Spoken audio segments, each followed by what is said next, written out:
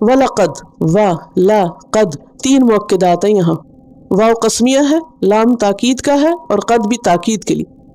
certainly surely آتینا دی ہم نے، آتا یؤتی ایتا دینا، موسیٰ علیہ السلام کو الکتاب کتاب. کون سی کتاب؟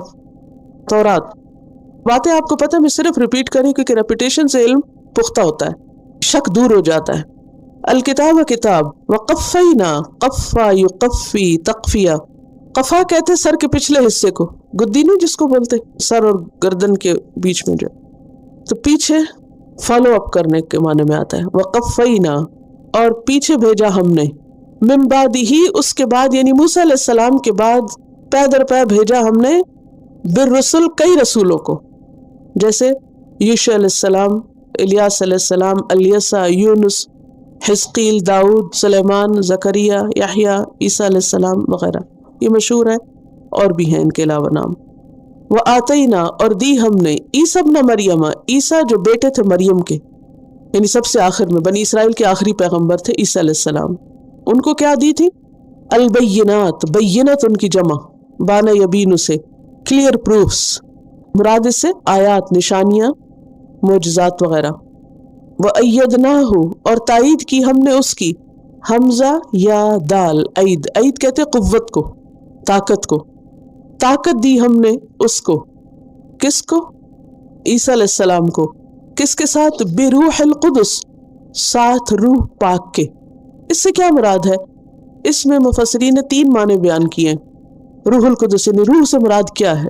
روح سے مراد بعض نے کہا عیسیٰ علیہ السلام کی روح جو پاک تھی، کیونکہ باپ کے بغیر پیدا ہوئے تھے تو اللہ نے ان کو خاص روح عطا کی تھی، بہت پاک روح، یعنی برائی کی طرف ان کا دھیان نہیں جاتا تھا.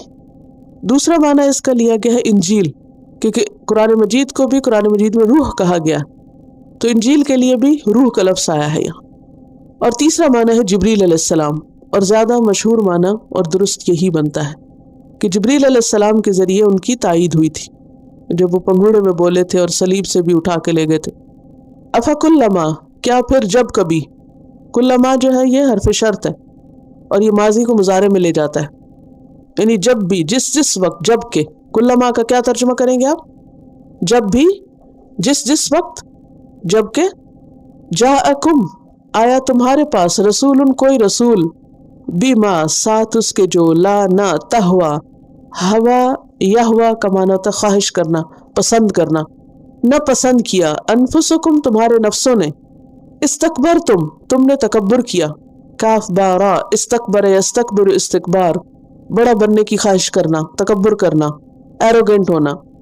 ففریقاً تو ایک گروہ کو، کذبتم تم نے جھٹلایا، ڈینائی کیا، وفریقاً اور ایک گروہ کو یعنی پیغمبروں کے ایک گروہ کو، تقتلون تم ان کو قتل کرتے تھے. تقتلون کا روٹ کیا؟ قاف تا لام.